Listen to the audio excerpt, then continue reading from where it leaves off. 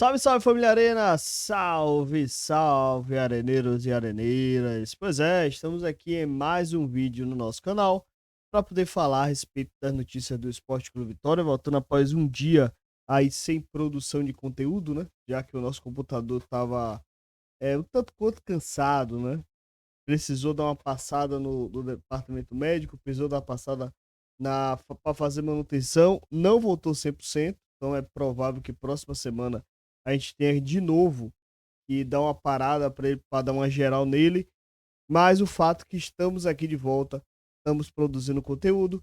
Peço o seu like, peço a sua inscrição no canal para poder fortalecer o trabalho. Afinal de contas, consertar o computador não está sendo barato e a sua ajuda é deixando o like, é compartilhando, é hypando, é se inscrevendo no canal se você não for inscrito no canal. Me chamo Heitor Oliveira, faço conteúdo aqui no YouTube há 3 anos, na verdade, mas na internet sobre o Esporte Clube Vitória há 16 anos. Então, há muito tempo. Acesse o arenarubronegra.com, inclusive, que lá tem todas as informações a respeito do Esporte Clube Vitória.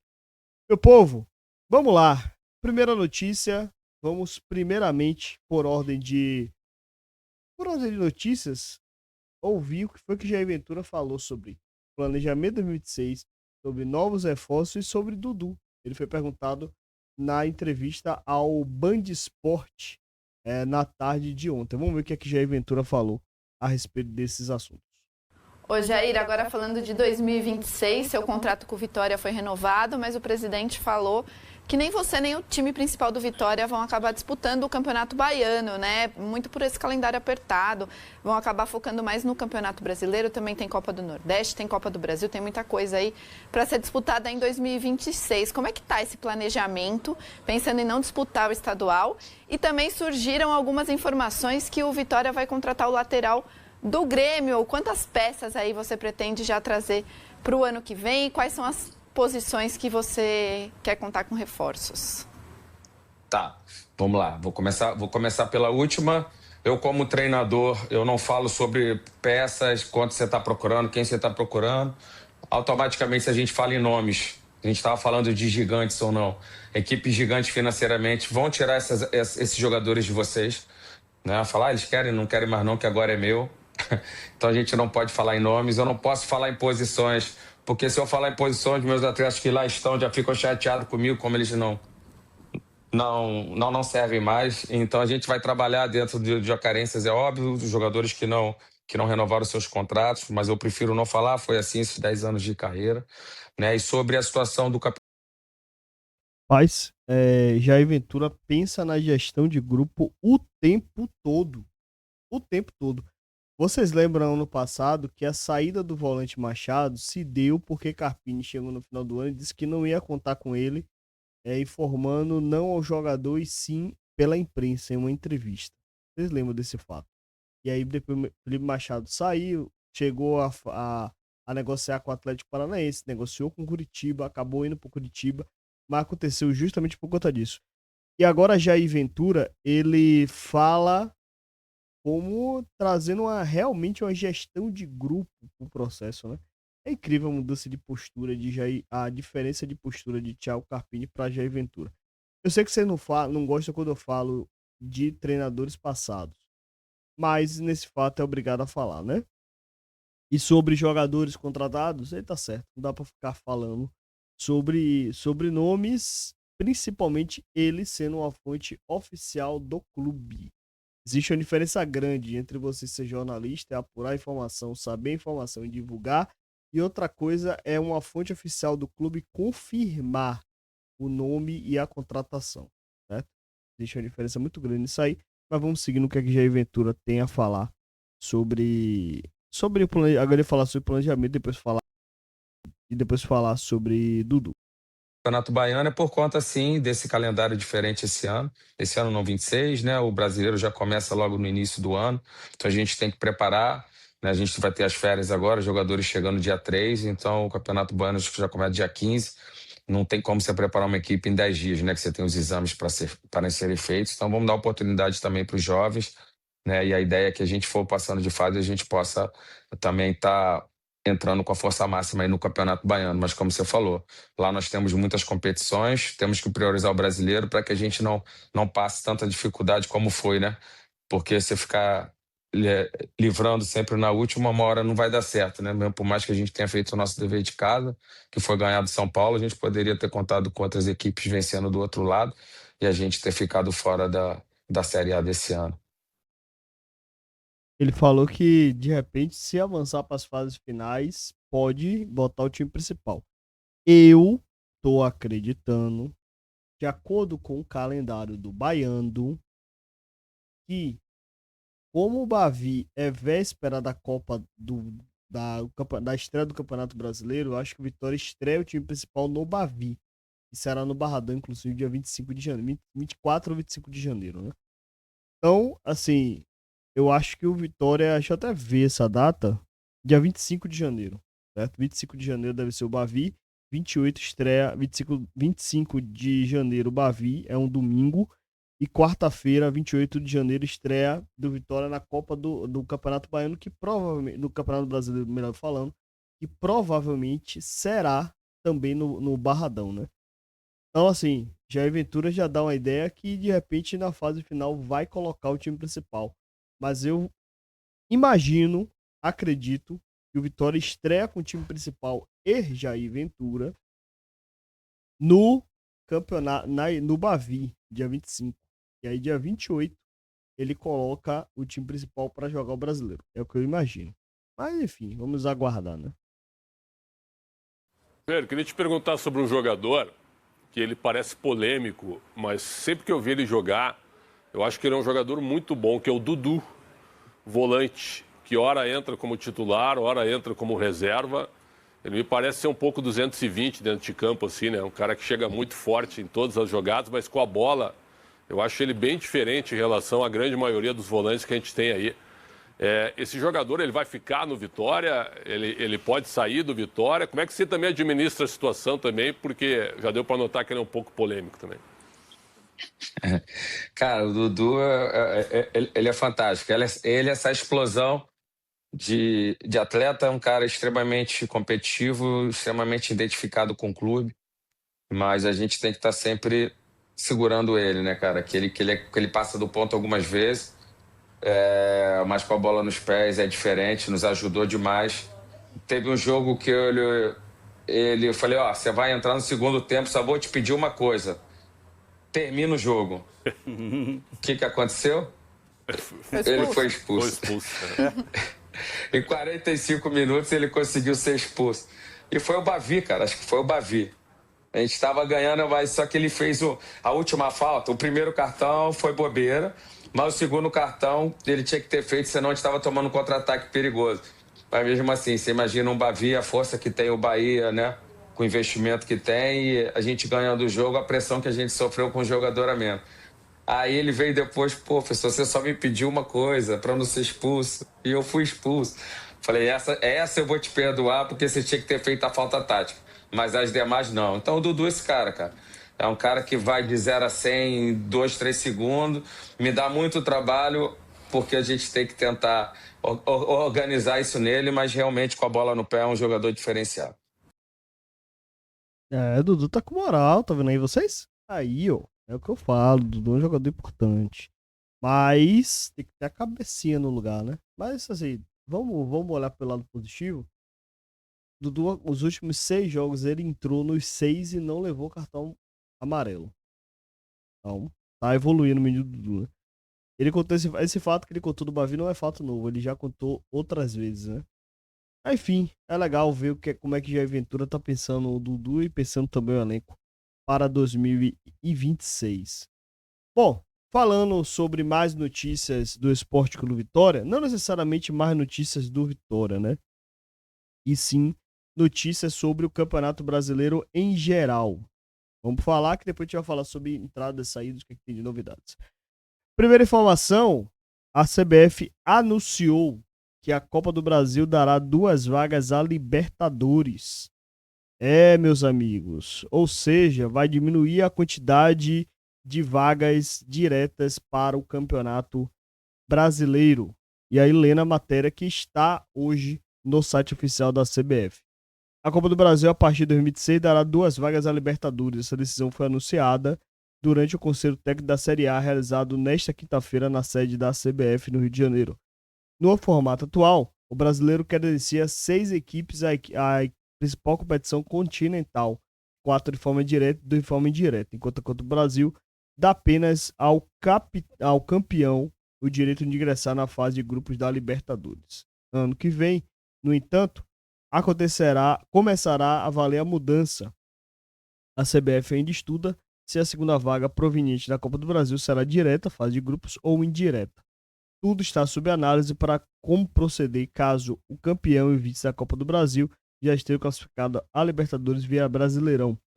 O Conselho Técnico da Série A é o primeiro da nova gestão da CBF e foi convocado excepcionalmente para dezembro por causa da antecipação do início do Brasileirão 2026, que se dará em janeiro em razão da Copa do Mundo no meio do ano. E aqui tem 2 detalhes, né? Primeiro, na minha opinião, faz mais sentido que o segundo colocado da Copa do Brasil, o famoso vice-campeão, ele se classifique para a fase pré-Libertadores. Porque você dá 2 vagas da fase de grupos já para a Copa do Brasil não faz muito sentido, né? É bom que, pelo menos na final, você tenha a competitividade do campeão buscar a fase direta, né? Você vai entrar em campo sabendo que você está na Libertadores, mas você vai ter que dar um gás a mais e além da grana da premiação, você vai entrar de forma direta também na fase de grupo. Então, para mim, na minha cabeça, faz sentido que vá uma pré-Libertadores. E no Campeonato Brasileiro, de qualquer forma, ela vai se alterar, né? Porque assim, você tem hoje 6 vagas para a Libertadores e 6 vagas para a Sul-Americana no Brasileiro.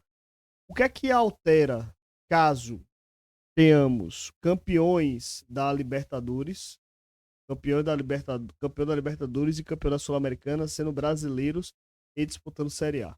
Aí a quantidade de vagas aumenta para 7 no Brasileiro, ou seja, vão 14 clubes. Com o campeão na Copa do Brasil, são 15 vagas distribuídas no Campeonato Brasileiro. Você vai até o 15º ali com vaga de brasileiro. Então, assim, com essa alteração, pode ser que não vão mais os 6 e vão 5.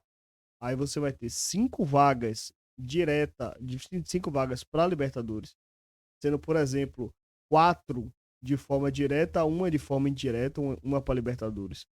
Aí você vai ter 6 clubes indo para a Sul-Americana, ou seja, até o 11º tem vaga assegurada em competição continental. E aí, a ver se vai ter campeão da Libertadores do Brasil, se vai ter campeão da Sul-Americana para poder entrar mais 2 ou 3. Ou seja, para o ano, o gargalo de você classificar para uma Sul-Americana ou para uma Libertadores vai ficar muito mais difícil do que é hoje. Ou seja, pode ser que o 8º colocado para o ano chegue no máximo a Sul-Americana e a diferença que eu estava falando na última live de 6 pontos, ela praticamente inexista, né? Mas vamos aguardar o que a CBF tem a falar sobre esses assuntos. Uma outra novidade também do Conselho Técnico, e aí quem trouxe foi o André Rizek, dizendo que a CBF vai aumentar o limite de partidas para clubes mudarem de time durante o Brasileirão. O número sai de 6 para 12 por conta da alteração do calendário. Isso daqui é importante falar porque você abre um leque muito maior na hora de contratar, né? Porque com apenas 7, com apenas 6, né? No máximo 6, se completar o 7º, você não pode transferir. Você tem uma dificuldade muito grande porque muitos jogadores ficam muito sem mercado, né? Com 12, você abre um leque gigantesco para poder negociar os jogadores na segunda janela, que é a janela de julho, de forma muito mais tranquila. Então, essa informação também aqui é importante. O Campeonato Brasileiro, vamos aguardar. Quando for anunciado o resultado do Conselho Técnico, aí sim a gente vai ter uma noção muito mais clara do que efetivamente teremos de Campeonato Brasileiro, teremos de novidades para o Brasileirão 2026. Bom, falando agora sobre o Vitória e falando sobre as notícias do Leão. Temos 3 notícias nesse momento. A primeira notícia, Ricardo Hiller deixou o Vitória, já era sabido, né? O Vitória já comunicou ao jogador que não vai renovar seu contrato, então primeiro ponto. O segundo ponto, Carlinhos também foi embora, todo mundo já sabia. O terceiro, o valor de halter aumentou. O valor de halter aumentou. Por que o valor de halter aumentou, Ítalo? Por um motivo. O Vitória bateu a meta. Na verdade, o halter bateu a meta, né? O Vitória tinha uma meta contratual de uma quantidade mínima prevista em contrato. E aí teve-se, então, a confirmação do Vitória na Série A e a cláusula se tornou automática. Ou seja, o valor da transferência de Lucas Halter aumentou um pouquinho. Estava em algo em torno de 7 milhões, subiu para 8,2 milhões. Mas, de acordo com o presidente Fábio Mota, o Vitória tem um acerto com o atleta, ou tem um acerto com o Botafogo, porém, contudo, todavia, não tem ainda o acordo com o jogador. É isso que está tentando se fazer daqui a algum tempo, né? Então vamos aguardar como é que vai desenrolar essa história aí do Lucas Halter. Ontem também tivemos a notícia que todo mundo já esperava. Qual era essa notícia, Ítalo? Que o Felipe Machado deixou o Curitiba, né? Se despediu do Curitiba, vai se apresentar ao Vitória, provavelmente vai se apresentar já no dia 26 para entregar o grupo do Campeonato Baiano, mas o Vitória poderá colocar ele e envolver aí em negociações, né? Vitória que está buscando contratações do Thiago Couto, está buscando negociar o Baralhas e pode, nessas negociações, envolver Felipe Machado, Lepo, Naldi, para poder amenizar a questão da grana a ser paga, né? E aí o Felipe Machado pode acabar entrando justamente neste buraco. E uma outra informação, essa já surgida já de noite, informação que não é tão legal, né? Vou colocar na tela informações do site Sul em Foco. Sul em Foco, né? Que é a fonte da matéria. O vice-presidente de finanças do Criciúma detalhou garantia de pagamento do Vitória sobre a dívida por Claudinho. E aí eu vou ler a matéria do Sul em Foco. O vice-presidente de finanças do Criciúma, Deloy Brunetti, explicou que o clube pretende assegurar o recebimento de 3 milhões que o Vitória ainda deve pela compra do atacante, só que aqui não é atacante, né? Isso aqui é lateral direito. Isso aqui com certeza foi o chat GPT que escreveu essa matéria, né? Segundo ele, o total da dívida de 2 milhões corresponde à parcela principal. Brunelli revelou que o contrato firmado com o clube baiano prevê garantia chamada de cessão de royalty, que o Criciúma tem direito a receber uma parte dos royalties das vendas da camisa do Vitória produzida pela Volt. Caso o Vitória atrase ou deixe de cumprir o pagamento, essa garantia será acionada. Temos uma garantia no contrato deles, que é de repasse do royalties da venda das lojas deles da Volt.